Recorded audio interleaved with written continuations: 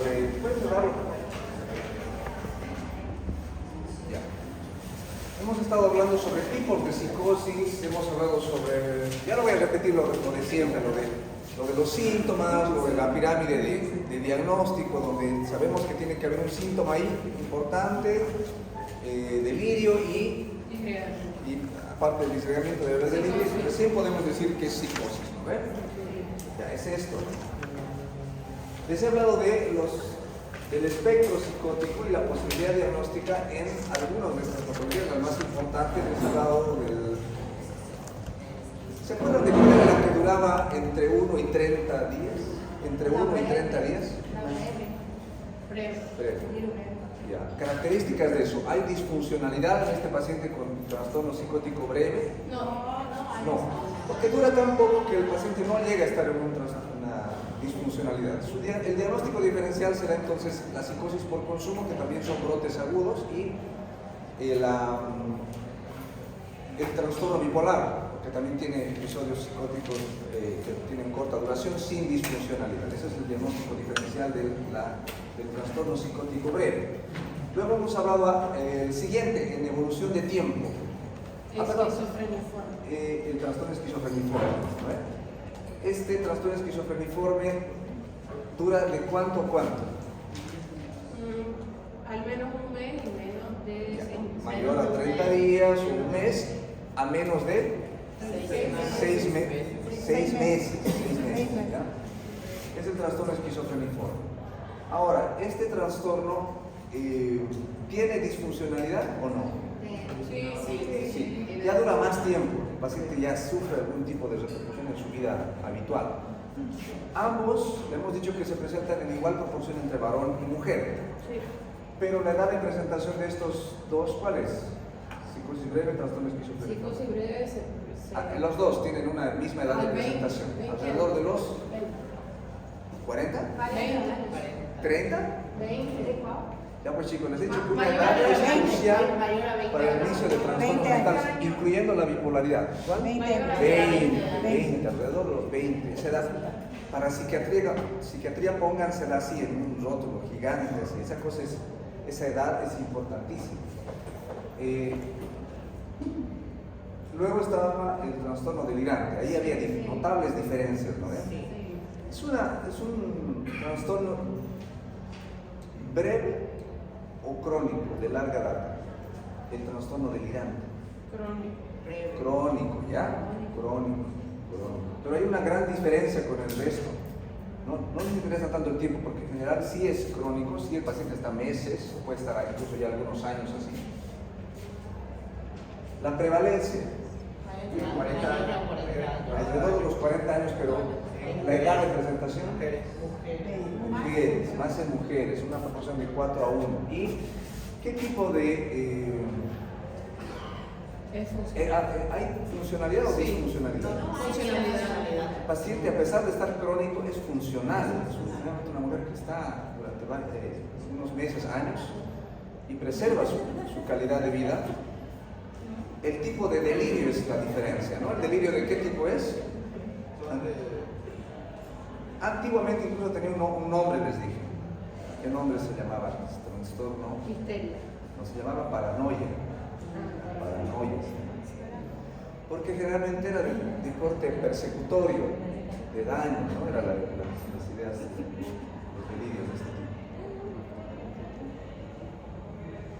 Les he dicho que el trastorno esquizoafectivo es más que un trastorno por descarte, lo vemos los psiquiatras, una mezcla entre esquizofrenia y bipolaridad, pero es muy rara, en realidad, algo muy raro para ustedes, incluso lo sepan. La psicosis compartida es una psicosis de convivencia con el paciente psicótico. Otro paciente sensible, psíquicamente, puede adoptar los delirios del paciente psicótico. Paciente con esquizofrenia que convive demasiado tiempo con un paciente, con una persona X, un familiar, puede desencadenar un brote psicótico leve, temporal, y eso se llamará psicosis compartida. La psicosis por sustancia, les había dicho que es una psicosis que no se relaciona al efecto mismo de la sustancia. El efecto tiene una corta duración, 6, 8, 12 horas, 24, una abstinencia puede durar hasta 72 horas, jóvenes. Pero más de eso, imagínense, después de una semana de haber consumido, el paciente tiene síntomas psicóticos, ya no se llama, ya no es el efecto de la sustancia produciendo síntomas psíquicos, sino es una psicosis que ya ha despertado a consecuencia del consumo. Eso se llama psicosis inducida por sustancias. Y la psicosis debido a enfermedad médica es la psicosis en una patología orgánica cerebral. De eso van a hacer su trabajo de investigación, ¿no? Eso ya lo hemos visto en el capítulo de trastornos orgánicos cerebrales, ¿no? Vamos a ver ahora esto, jóvenes.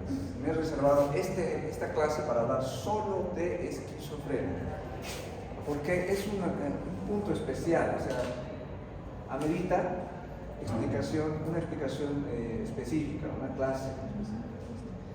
Esquizo, jóvenes, significa, no sé si han escuchado hablar en parasitología de esquistozoitos. Esquizo. Sí. ¿Han llevado? ¿Qué significa esquistozoides? Esquizoides. Es un estadio, ¿no? Sí. ¿Qué significa esquizo? Como que se guardaba y para algún momento pasar, era como un estadio de latencia, como que se quedaba. ¿Qué pasa en el estadio de latencia en ese parásito? Su compañero que está... Como que se con el congelaba, que nos ¿no? diga. Puedes aprovechar que estás en el... Hola.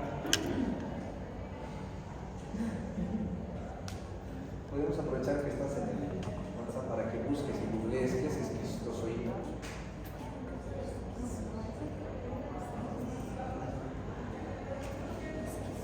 ¿Qué es en el Google buscar? ¿Qué es esquistozoide?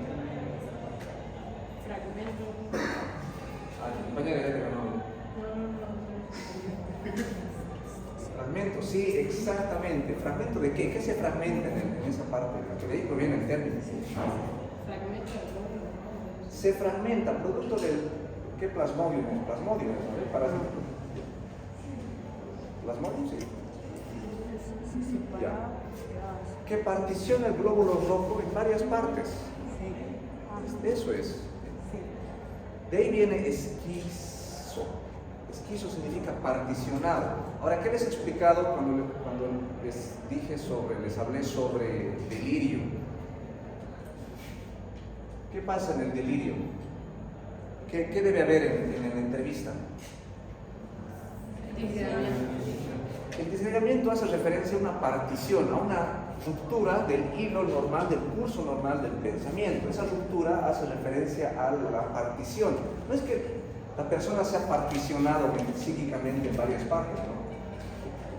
Como esa película de personalidades múltiples, ¿no?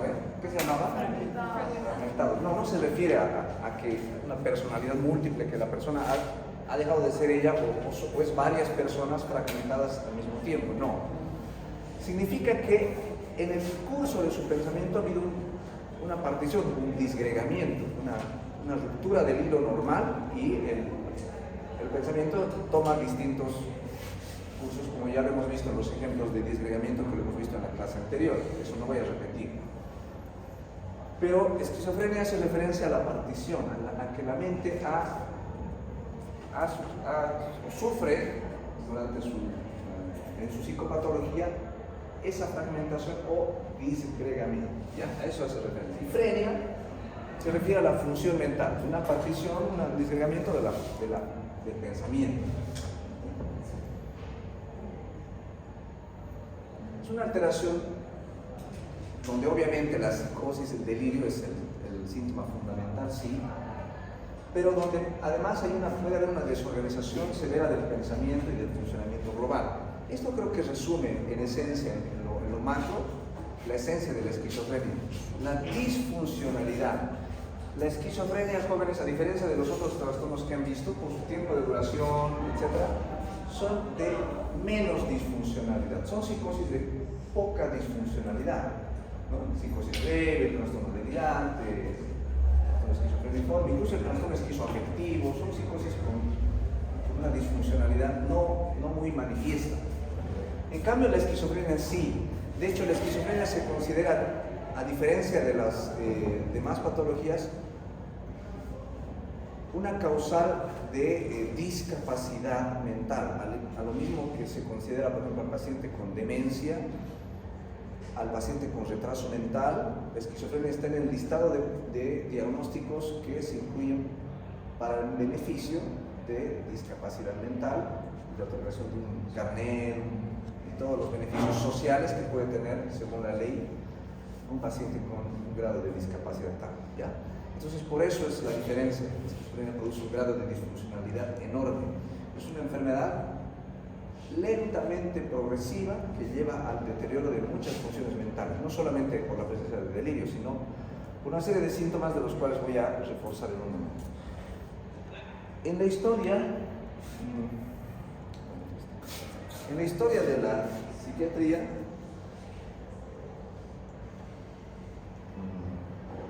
sí está aquí. Cuando hemos hablado de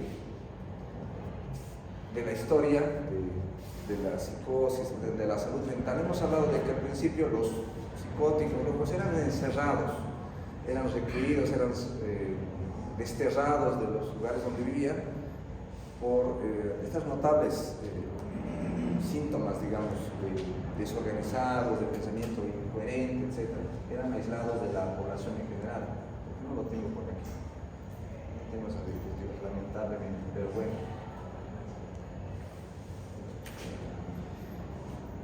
Fue, les he dicho, el padre de la psiquiatría, Emil Kraepelin, que en el siglo, finales del siglo XIX, hizo esto. Fue Emil Kraepelin que a finales del siglo XIX, principios del siglo XX, empezó a describir estos, o a agrupar y a describir lo que es la hebefrenia, la paranoia y la catatonía.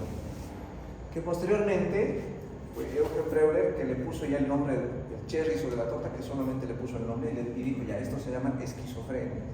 Por el nombre ya se adoptó eso como algo común en la jerga médica y se tiene hasta hoy en día. Pero fue Emil Kraepelin que hizo eso, de observar, clasificar en lo que hoy en día conocemos como tipos de esquizofrenia. Aquí miren, ahora en los subtipos de esquizofrenia está incluida la tipo paranoide, la desorganizada o hebefrénica, ahora se conoce así, la esquizofrenia catatónica, y se han incluido estos otros dos subtipos más que no. Para fines del DSM-5 ya se han resumido, ya no me interesa tanto hablar para DSM-5, ya se habla solo de esquizofrenia, ¿no? Ya no de esquizofrenia, solamente existiría la esquizofrenia, ¿no?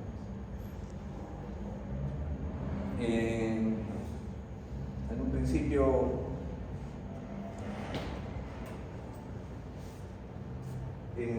Ernst Feijer habló sobre ya el término psicosis y el disgregamiento entre el cuerpo y la mente.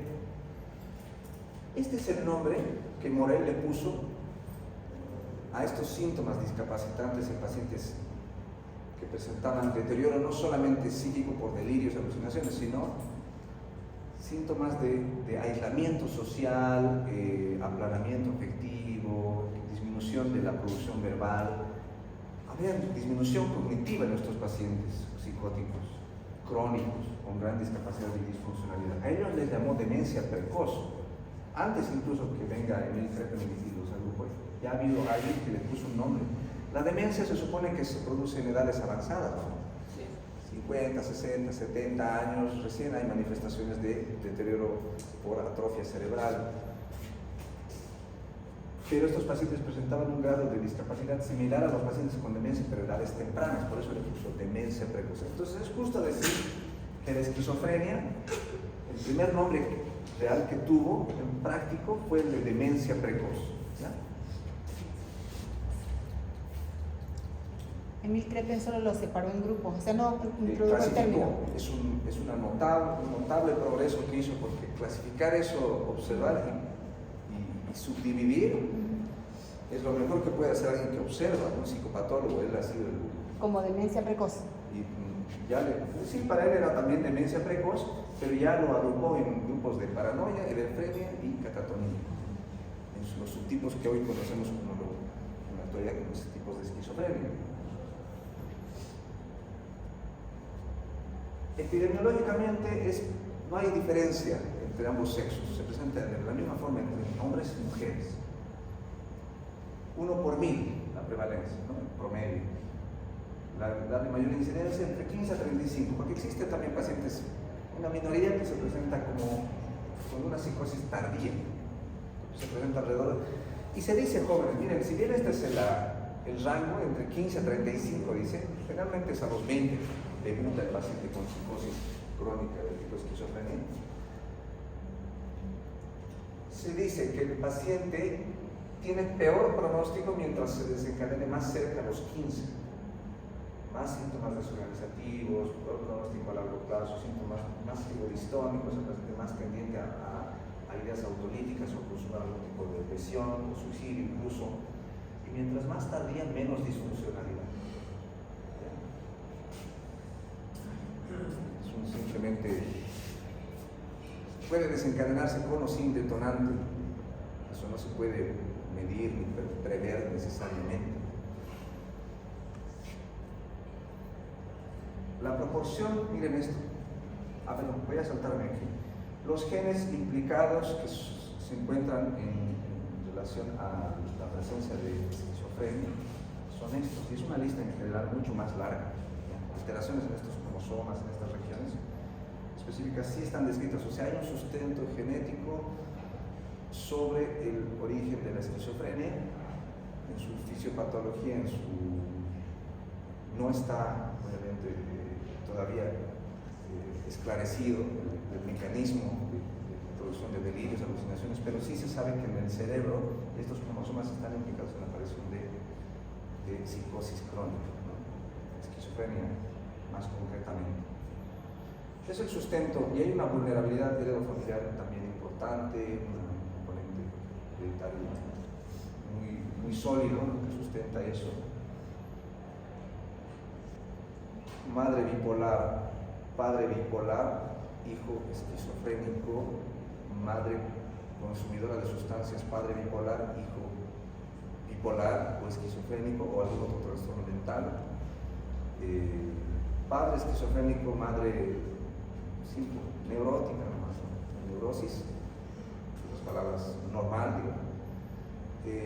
Hijo con un trastorno de personalidad paranoide, sin psicosis. El siguiente hijo, una bipolaridad, el tercer hijo, consumo de sustancias, y el cuarto hijo normal. Más o menos esa es la relación, ¿ya? Sin embargo, no existen explicaciones así, como ustedes han llevado en embriología, sobre el componente heredofamiliar, así como una especie de fórmula. Genes dominantes, recesivos, eso no se aplica necesariamente de forma estricta en la esquizofrenia. No existe, si no se los expondría. Miren esto, la proporción de esquizofrénicos que nacen en invierno es 5.15% más alta. Hay un componente quizás medioambiental que juega un papel importante durante el nacimiento para la manifestación de algunos síntomas premórbidos y que finalmente a los 20 años desencadena psicosis. En relación a este factor medioambiental, el haber nacido en invierno bajo esta premisa genética es algo a considerar, ¿ya? ¿Y por qué, doctor, no se nace en invierno? Es un hallazgo estadístico. Se supone también que se han hecho estudios anatomopatológicos para ver si hay diferencias. Por ejemplo, si ustedes hacen estudios anatomopatológicos en trastorno delirante, esquizofreniforme, psicosis breve, incluso psicosis inducida por sustancias, cerebros psicóticos versus cerebros normales, no hay diferencia en peso, estructura, anatomía patológica, nada. No hay. Pero se han hecho estudios en pacientes esquizofrénicos y cerebros normales. Después de años de evolución, cerebros esquizofrénicos 40, 50 años versus cerebros normales en pacientes con 30, 40, 50 años, sí hay diferencias notables en peso, en volumen, en cantidad de sustancia blanca, en interconexiones neuronales, hay diferencia. Entonces, si hay un proceso cuasi demencial, cambios morfológicos en un cerebro esquizofrénico que no lo hay en un cerebro psicótico, en una psicosis funcional como las que les he dicho en la anterior clase. Doctor, por ejemplo, no todos los que nacen en invierno, sino que además tengan la información genética o porque nacieron en invierno. Sí, hay una relación alta de estos pacientes porque los esquizofrénicos, todos van a tener estas alteraciones. Ah, ya. Tiene que tener la información genética, además de haber nacido en invierno. No. Esto es O sea, solo se refiere a que tipo hay más incidencia los que nacieron en invierno, pero lo que tienen implicados son todos esos genes. Claro, exactamente. No Sin es porque necesidad de la nací. información genética. Sí, todos los esquizofrénicos tienen una información genética alterada, todos los diagnósticos. Ah, ya, por eso. Todos, Entonces la 100%, información genética ¿verdad? más haber nacido. Pero esto Es como que es está un factor, por eso les decía, es un factor precipitante. Acuérdate que no a todos les van a hacer tampoco esto, es una cuestión también de investigación. Se ha estudiado un grupo, ¿no? No se estudia a todos los esquizofrénicos, se estudia un grupo para ver que los que se han estudiado tienen esto. Entonces se ha hecho una inferencia. Pero por alguna razón hay una proporción más alta en estos. En estos quizás no se ha hecho el estudio ese. Se considera que sí tendrían, pero esto es una relación estadística epidemiológica. Se ha encuestado a pacientes esquizofrénicos y se ha encontrado que una proporción más alta había nacido en invierno. Que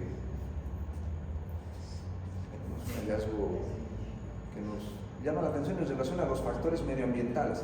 ¿Qué otros factores medioambientales ustedes me han dicho? Siempre me preguntan en las clases, doctores, que en una anterior clase me entrevistó una paciente que se llama Adriana, no sé si se acuerdan. Ya. Es ella que la han abusado sexualmente. Ustedes me han preguntado, doctores, que el abuso sexual desencadena psicosis. No sé si en este o en el otro grupo. Sí. Otras cosas que podrían, según su teoría, desencadenar psicosis. Emociones fuertes. Como, Sí. no sé, la muerte de un familiar. O sea, La muerte de un familiar, un ser querido, haber jugado a la ouija, haber consumido sustancias, son solamente factores medioambientales como este, que juegan un papel importante en el momento en que se presentan. Pero igual, miren, si el paciente está con esta carga genética, igual tarde o temprano, tarde o temprano va a desencadenar su esquizofrenia. Sí puede ser que de forma más temprana tengan peor pronóstico que si sea de forma tardía. Entonces sí hay factores que quizás se puedan mejorar, prever, quizás. ¿Un esquizofrénico nace con la predisposición de tener esquizofrenia o puede ser que se pueda...? Eso es lo que dice. Ningún esquizofrénico nacería, o sea, se haría en el camino. Nace en eso. No se manifiesta. Acuérdense que el fenómeno elemental delirio, alucinación, se manifiesta a partir de los 20 años, pero es el fenómeno que sale a la luz. Es como tener sífilis silente o el VIH en la sangre, que no se manifiesta sino hasta que tienes la etapa SIDA. Ah, ok. Entonces el esquizofrénico nace esquizofrénico, solo que se va a representar en algún momento de su vida. Por eso No hay es una que ruptura se... biográfica. Siempre jóvenes recuerdan lo siguiente: hay una ruptura biográfica en el paciente esquizofrénico, es decir, hay un antes y un después. El familiar te va a contar, les va a decir, doctores, que mi hijo era buen alumno, era amiguero, socializaba, tenía su novia, se iba a casar, iba a estudiar, decía que iba a ser médico, pero después de los 20 años empezó a aislar, empezó a desconfiar de todos, ha dejado la universidad, ha dejado de vestirse, de bañarse y de comer, se encerró en su cuarto y empezó a quemar sus fotos y su ropa y no sabemos qué hacer, se pone irritable y piensa que le vamos a servir veneno y ya no quiere comer. Hace 6 meses que está así, doctor. ¿Qué puede ser? Puede ser una esquizofrenia. ¿No se puede prevenir? No.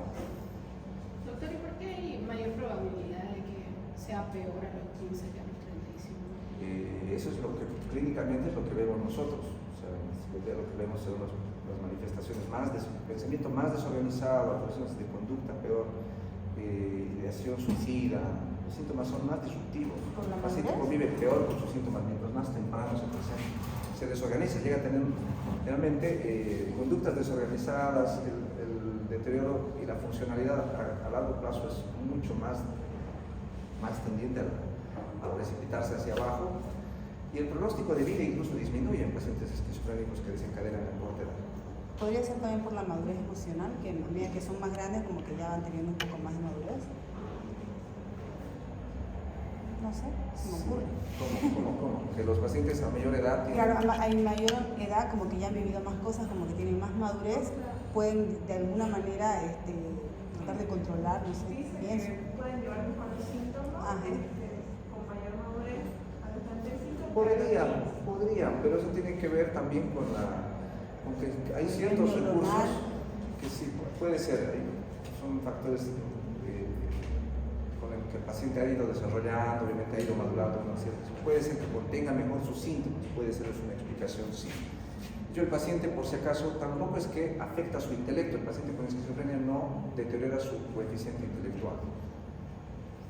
Puede dar puntajes bajos en pruebas de coeficiente por deterioro cognitivo a largo plazo, sí, pero no en sí no se demostró que la esquizofrenia deteriore en sí mismo las capacidades intelectivas, ¿ya? Síntomas o criterio A de esquizofrenia. Ahorita vamos a hablar de, básicamente, el criterio A, del 1 al 4, habla de los mismos síntomas psicóticos del trastorno psicótico breve y el trastorno esquizofreniforme. Delirios, alucinaciones, lenguaje desorganizado y comportamiento afectado. Sin embargo, el 5, número 5, solo lo tiene la esquizofrenia en un punto muy elevado, ¿ya? Se refiere a estos síntomas negativos: aplanamiento afectivo, alogia y abulia. Ahorita voy a desarrollar esos, pero vamos por ende, a dividir los síntomas del criterio A del 1 al 4 como síntomas productivos o síntomas positivos, y los síntomas del punto número 5 del criterio A como síntomas negativos. Síntomas positivos, ¿por qué? Porque son los síntomas en el que el paciente produce mucha psicopatología, delirios, alucinaciones, impresiones de la conducta. Sin embargo, en el 5 los síntomas negativos lo llevan a no interactuar al paciente, a aplanarse afectivamente, a hablar más despacio, a tener menos actividad. La volición se empieza a afectar, y eso lo voy a desarrollar un ratito. Entonces existen dos síndromes a partir de aquí: el síndrome positivo del 1 al 4 y el síndrome negativo del 5. Eso está descrito aquí en los síntomas positivos. Los síntomas positivos se detallan aquí con más desglosados. Existen ideas delirantes, hay disgregamiento, obviamente. Hay síntomas premórbidos, y de esto quiero hablarles también un poco, porque la sensación de robo o extracción del pensamiento son ideas, alteraciones del pensamiento premórbidos. Antes que aparezcan los delirios, alucinaciones a los 20 años, meses antes el paciente ya está sintiendo que alguien lee o sabe lo que él está pensando. O sea, se llama eso lectura del pensamiento, no está aquí, pero se llama lectura del pensamiento. Que le roban, que alguien se lleva sus vecinos, su familia, su mamá, o que alguien saca parte de lo que él está pensando y se las lleva, ¿ya? Ahí puede haber alucinaciones, ya son también parte de los síntomas, ¿no? Alucinaciones que son realmente voces que acusan, voces que dan órdenes, voces que critican, que amenazan, etc. Síntomas negativos. Aquí quiero hacer hincapié sobre la triple A. ¿Ya? Esa es la triada de los síntomas negativos en la esquizofrenia. Esto lo tienen en esta magnitud solo la esquizofrenia. La alogia se refiere a una disminución de la producción verbal. El paciente habla más lento, habla más despacio, el tono de voz se hace monótono, el volumen baja. Eso es lo que pasa con el paciente con alogia, síntomas negativos de la esquizofrenia. La abulia, que el paciente, típico que la familia, doctor, mi hijo se ha vuelto flojo. Pero no es pues la flojera de uno que llega cansado, el fin de semana no quiere hacer, quiere jugar al play, quiere tomar, no sé, comer unas papas fritas y no hacer nada, hasta a maquearse. No. Sino es que el paciente, por ejemplo, le dices bañate y se va y se baña. Lo llevas de la mano, el paciente esquizofrénico va y se baña. Le dices cambiate de ropa y le pones la ropa ahí, quizás no se cambie de ropa, pero le dices aquí está, ponte, y empieza a vestirse recién. Si uno es directivo con él, hace, pues le das la escoba y para que más le empieza a barrer. Pero por su cuenta, si no hubiera alguien que le diga nada, el paciente se queda aquí, ahí sentado y se queda ahí todo el día. La abulia se refiere a un fenómeno explicado por estos cambios morfológicos crónicos en el paciente esquizofrénico por disminución de la sustancia blanca y disminución de la iniciativa. A nivel frontal están los centros de la iniciativa. Esos centros se debilitan y obviamente ya pierde el paciente la iniciativa para hacer las cosas. No es que se ha vuelto flojo, sino que hay cambios morfológicos en el cerebro que producen que ese lugar donde se disparan las iniciativas del cerebro, lóbulo prefrontal, funciones ejecutivas, el cerebro se ve notablemente deteriorado a edades tempranas. Y ahí por eso es que quizás la demencia precoz no está del todo mal, ¿no? A eso se llama abulia, disminución o ausencia de volición. Y finalmente, en el afecto hay un aplanamiento afectivo que no debe confundirse con tristeza. La falta de reactividad a estímulos placenteros no debe entenderse como tristeza.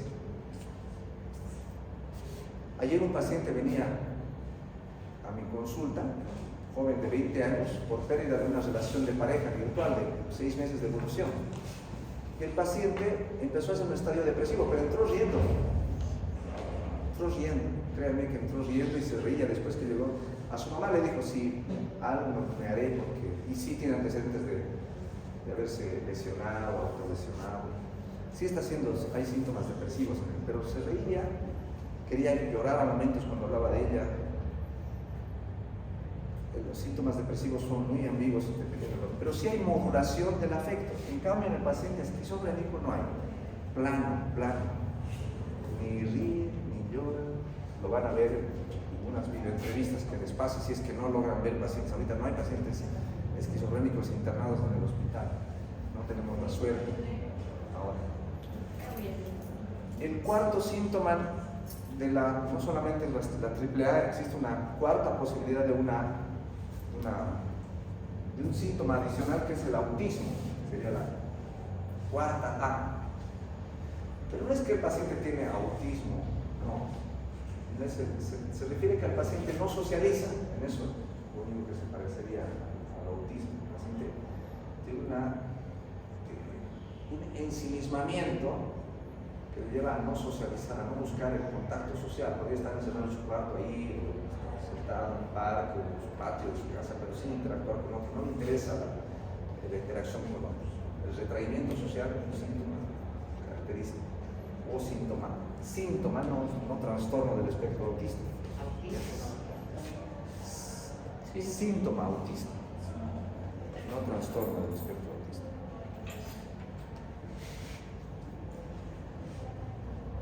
Eso. Y para terminar los criterios en esquizofrenia, obviamente el de disfunción social y laboral tiene que estar.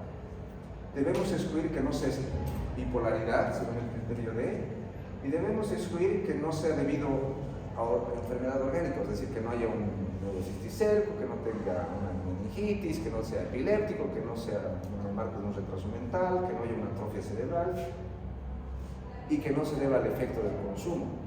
Obviamente, los pacientes con consumo, con psicosis por consumo, sus periodos de psicosis no duran mucho. Jamás durarían, como dice aquí, ¿cuánto tiempo dice debe haber? 6 meses. Y esta es la clave, ¿no? El criterio C, mayor a 6 meses, nunca menos de 6 meses.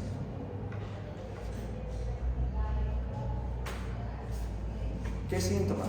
Síndrome negativo y síndrome positivo en ese lapso.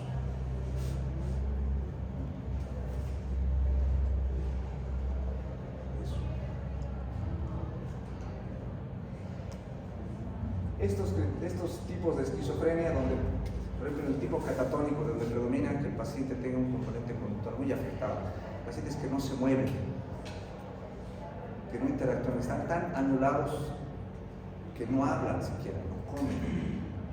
Durante mucho tiempo pueden estar catatónicos. Es un tipo de esquizofrenia muy inhabilitante. Después de un tiempo los pacientes empiezan a hablar con el uso de antipsicóticos y empiezan a decir que lo que en realidad estaba y que lo que no les permitía interactuar eran voces que le decían que no se mueva, que esté quieto. Esquizofrenia hebefrénica, un grado de esquizofrenia muy desorganizada, el pensamiento es desorganizado y las conductas también. El paciente puede llegar a vestirse de manera extravagante, puede poner, por decir, un calzoncillo encima, en lugar del gorro, o el calzoncillo encima del pantalón, o vestirse con ropa de mujer si es varón o si es mujer con ropa de varón, igual. Y la de tipo paranoide es donde las ideas persecutorias son predominan, ¿ya? Generalmente este tipo de esquizofrenia es la que menos se deteriora con síntomas negativos. Generalmente hay más producción de tipo delirante, persecutoria, paranoide, con disfuncionalidad, con gran afectación de la conducta.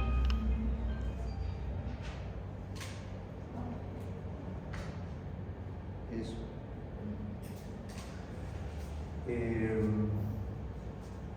El tratamiento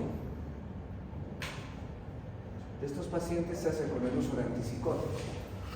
Si se ha de tratar a alguien con antipsicóticos, escuchen bien, el mejor antipsicótico actualmente es de la familia de los nuevos antipsicóticos o antipsicóticos atípicos, el que más se usa en Bolivia, que está, digamos, se ha difundido, genérico, digamos, es el uso de la risperidona en una dosis habitual de 3 miligramos día, suficiente para empezar con dosis de ataque y mantenimiento, mantener al paciente psicótico con una dosis de antipsicótico suficiente para lograr una remisión parcial, si no total, de los síntomas psicóticos.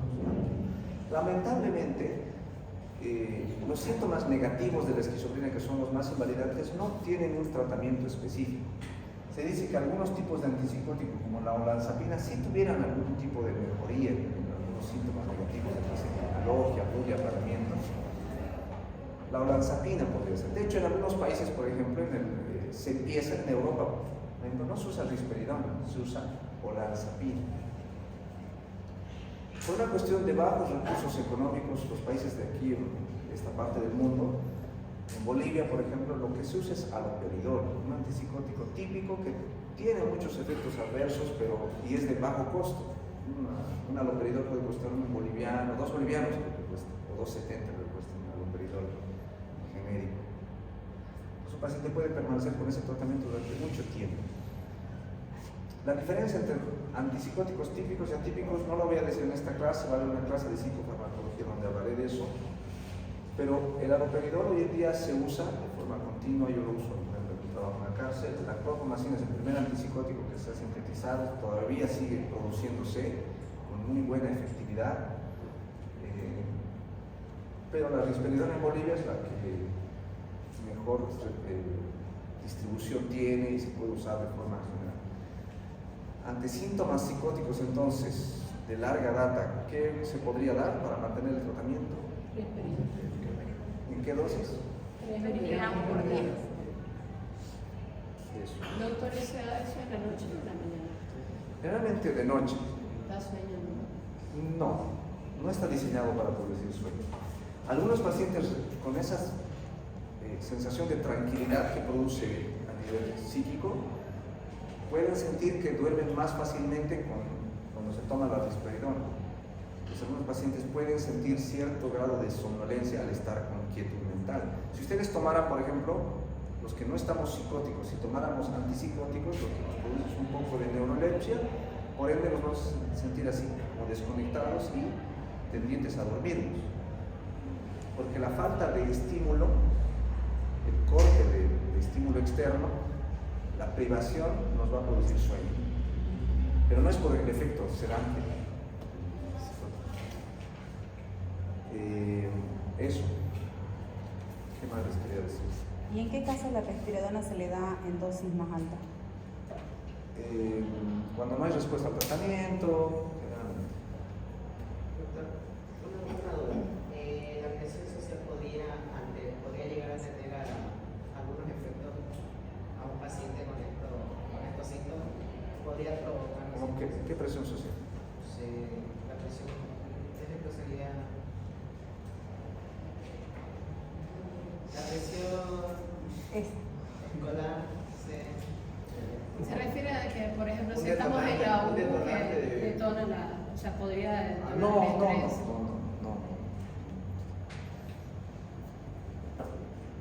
No.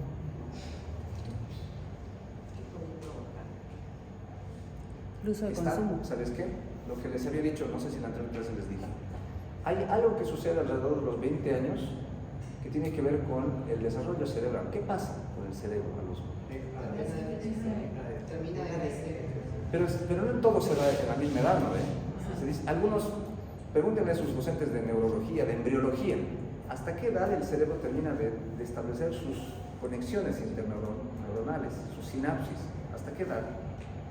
Les van a decir que algunos, alrededor de los 18, 21 años, 21 es en realidad la cúspide.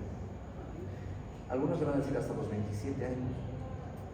Por eso será que, si ustedes se dan cuenta, algo sucede biológicamente en el culmen de la terminación, algo se activa genéticamente quizás para decirle a las neuronas no se interconecten más, ahí se acabó. Algo sucede genéticamente en el cerebro que todos nosotros, nos dice al cerebro, le avisa, ya no hagan más conexiones. A partir del cerebro las funciones psíquicas entran en meseta y luego empieza el envejecimiento alrededor de los 30, 40 años, ya empieza un franco deterioro, lento, pero deterioro al fin, normal, fisiológico. Se van muriendo ahí con apoptosis, muerte celular. Eso también podría explicar por qué es más grave si le da los 15 años, porque todavía no se ha terminado de hacer las conexiones. Esa edad, pareciera que ese factor genético que le dice a las neuronas no se interconecten más, terminó el desarrollo, le dice también, o se activa de otra forma en los pacientes con carga genética para desarrollar esquizofrenia. Le dice al cerebro. Por eso es que lo que es factores medioambientales no es de temer, para un psiquiatra no es de temer que jueguen con Ouija, porque nosotros hemos visto pacientes desencadenar psicosis en absolutamente un ambiente familiar totalmente confortable, cómodo, sin ningún influjo de ninguna índole. Entonces, por eso son cerebros genéticamente condicionados. Otra cosa, termina el desarrollo de la personalidad, el nivel psíquico, sí, esa terminación del desarrollo de la personalidad también juega un papel importante, psíquicamente y funcionalmente hablando del software, lo que pasa en el cerebro. ¿Qué más? Es el momento en que la neurona le dice a su genética, puedes manifestarte de otra forma. Y si esa genética dice, esa esquizofrenia se va a manifestar y va a desencadenar una forma que, hasta para nosotros, como les decía, es una alternativa además para ciertas escuelas, es decir, ciertos grupos de esquizofrénicos no se deben considerar como anormales. Es una condición del desarrollo, de la manifestación del despertar de una funcionalidad diferente de su psiquis, a partir de la manifestación de su genética, es una alternativa. Por ende, para el psicoanálisis somos neuróticos y psicóticos, dos formas de plantear el ser humano, de plantearse su entorno en la vida. El psicótico, pues, ¿sabes qué? Una vez desencadenado, de hecho, desde antes incluso, creo que no le interesa la interacción social, no le interesa, no es un influjo relevante.